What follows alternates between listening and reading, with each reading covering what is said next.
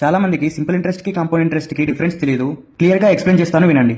Simple interest అంటే suppose ఇప్పుడు 2 rupees interest కి 50,000 మనం ఒకరి దగ్గర అప్పు తీసుకున్నాం అనుకోండి, మనకు మంత్లీ ఎంత కట్టాల్సి ఉంటుంది?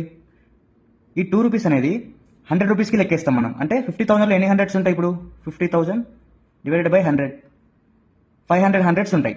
500 హండ్రెడ్స్ ఉంటాయి. సో ఈ 2 రూపీస్ని ఒక 100కి వేస్తాం మనం. ఇప్పుడు 500 ఇంటూ 2 ఎంత? 1000. సో పర్ మంత్కి మనం తీసుకున్న ప్రిన్సిపల్ అమౌంట్కి 1000 ఎక్స్ట్రా యాడ్ చేసి కట్టాలి. అంటే ఇప్పుడు మనం 1 మంత్ అయిపోతే ఎంత కట్టాల్సి వస్తుంది? 51,000.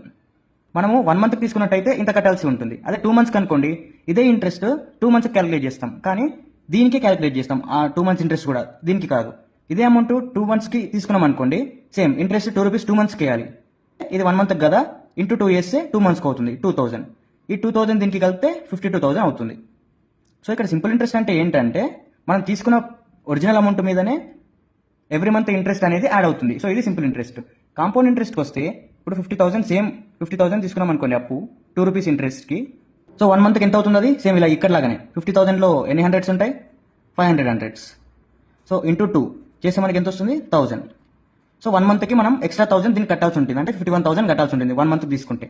అదే మనం 2 మంత్కి తీసుకుంటే సెకండ్ మంత్కి ఇంట్రెస్ట్ దీనికి క్యాలిక్యులేట్ చేయం, దీనికి క్యాలిక్యులేట్ చేస్తాం. ఇక్కడ వచ్చిన అమౌంట్కి మనం సెకండ్ మంత్ ఇంట్రెస్ట్ క్యాలిక్యులేట్ చేస్తాం. అంటే ఇందులో ఎన్ని హండ్రెడ్స్ ఉన్నాయో చూడాలి. ఇప్పుడు 51,000 డివైడెడ్ బై 100. ఇక్కడ 510 హండ్రెడ్స్ ఉంటాయి. 510 హండ్రెడ్స్ ఇంటూ 2 రూపీస్ చేయండి. 2 రూపీస్ ఇంట్రెస్ట్ కాబట్టి మనకి ఎంత వస్తుంది? 1020 వస్తుంది. సో ఈ 1020 అనేది ఈ అమౌంట్కి యాడ్ చేయాలి. 51,000 ప్లస్ 1020 ఈక్వల్ టు 52,020 రూపీస్ అవుతుంది. సో ఇలా మనకు కాంపౌండ్ ఇంట్రెస్ట్లో ఇంట్రెస్ట్ మనకు ఇంక్రిమెంటల్ ఇంట్రెస్ట్ అవుతుంది. ప్రిన్సిపల్ అమౌంట్కి ఎవ్రీ మంత్ ఇంట్రెస్ట్ క్యాలిక్యులేట్ చేసి సింపుల్ ఇంట్రెస్ట్ అవుతుంది. కానీ ఎవ్రీ మంత్ వచ్చిన టోటల్ అమౌంట్కి నెక్స్ట్ మంత్కి ఇంట్రెస్ట్ క్యాలిక్యులేట్ చేస్తాం, అది కాంపౌండ్ ఇంట్రెస్ట్. ఇది ఈ రెండింటికి మధ్యలో డిఫరెన్స్.